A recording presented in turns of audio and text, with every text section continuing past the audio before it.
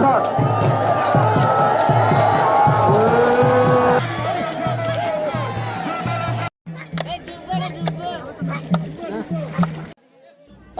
নৌকা বাইচ দেখিনি, তাই আজ নৌকা বাইচ দেখব বলে আমি খুব এক্সাইটেড। আজকের নৌকা বাইচ প্রতিযোগিতাটি হচ্ছে কুমিল্লা জেলার দেবিদ্বার উপজেলার বুড়িরপাড় গ্রামে। এখানে আমাদের মতো অসংখ্য মানুষ এসেছে নৌকা বাইচ দেখতে। প্রতিযোগিতার স্থানটি মানুষে কানায় কানায় পূর্ণ হয়ে গিয়েছে। কেউ পাড়ে দাঁড়িয়ে আছে, কেউ বা নৌকায় করে এসেছে নৌকা বাইচ দেখার জন্যে।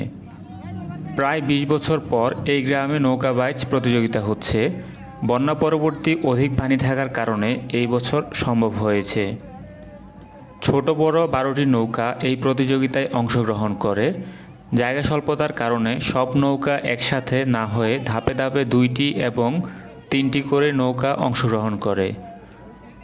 প্রতিযোগিতায় জয়ীদের জন্য রয়েছে স্পেশাল পুরস্কারের ব্যবস্থা। পুরস্কারে রয়েছে খাসি, টেলিভিশন এবং পিতলের কলসি।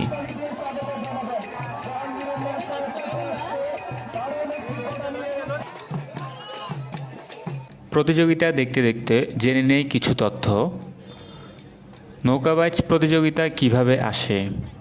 নদীমাতৃক বাংলাদেশের ইতিহাস, ঐতিহ্য, সংস্কৃতি, আনন্দ, আয়োজন, উৎসব ও খেলাধুলা সব কিছুতেই নদী ও নৌকার সরব আনাগোনা। হাজার বছরের ঐতিহ্য ও সংস্কৃতির সংস্করণ বাংলাদেশের নৌকা বাইচ। একসময় এদেশে যোগাযোগ ছিল নদীকেন্দ্রিক, আর বাহন ছিল নৌকা। এখানে নৌশিল্পকে কেন্দ্র করে গড়ে ওঠে বিভিন্ন শিল্পকেন্দ্র। এইসব শিল্পে যুগ যুগ ধরে তৈরি হয় দক্ষ ও অভিজ্ঞ কারিগর। এভাবে একসময় বিভিন্ন নৌযানের মধ্যে প্রতিযোগিতা শুরু হয়।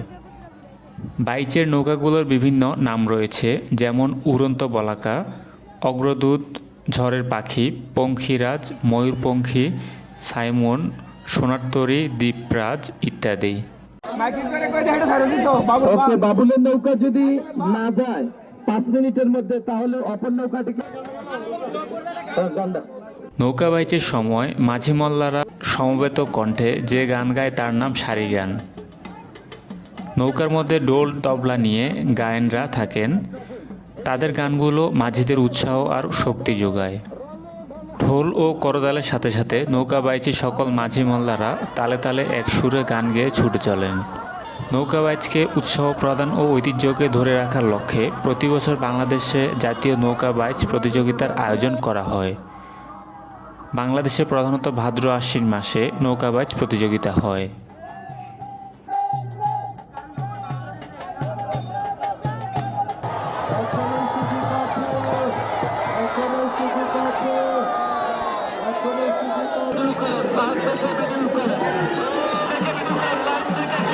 কেমন লেগেছে এই ঐতিহ্যবাহী আয়োজন জানিয়ে দিন কমেন্টে। ভিডিওটি দেখার জন্য ধন্যবাদ।